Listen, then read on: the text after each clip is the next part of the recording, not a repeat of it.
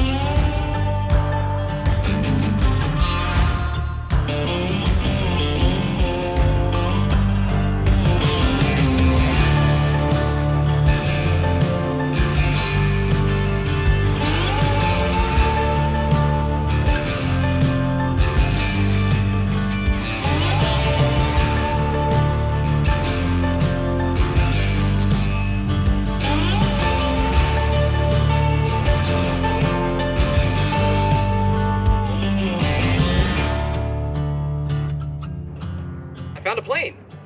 So you did. Not in the best condition. We could probably make it fly again. Maybe. If we replaced everything. Everything. Not as bad as this one. Oh my.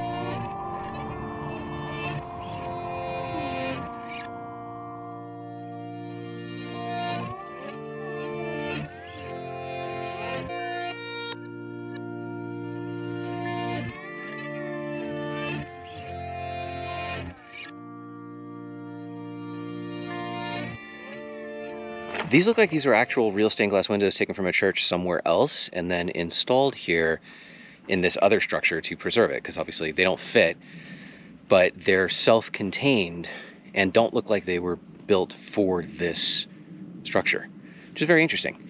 See some stained glass windows in a church, buy them, build a church to stick them into. This thing was racing? I think so. I think that's what their whole point was. Actually, he looks kind of fierce. Yeah. Look at those squinty eyes. Yep.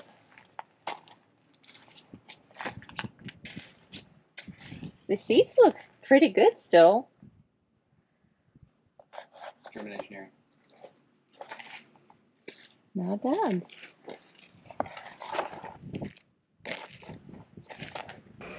Well, it's definitely cool, and it definitely has a lot of junk. Not sure if it's a ghost town, though.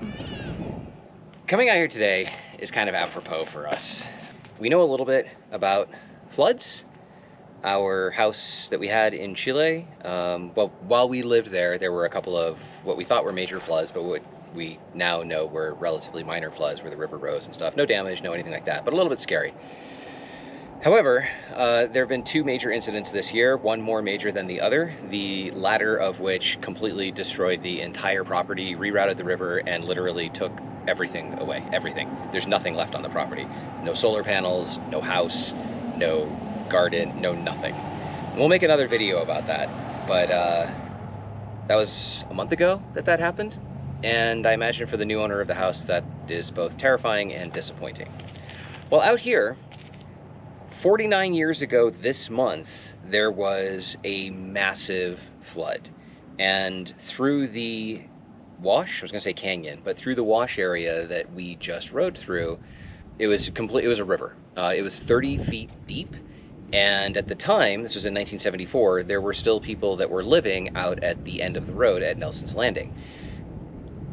Everything got destroyed. A bunch of people died. All the houses got swept away, and it was so catastrophic that whoever owns the land, the BLM, I don't know who owns the land, but they would not let them rebuild. So we learned about that last night. We just decided to come out here completely randomly, but we were reading about the history of the area and learned about that and thought it was quite interesting that we're coming out here on basically the 49th anniversary of this massive flood, a month after a massive flood took away the house that we built in Chile.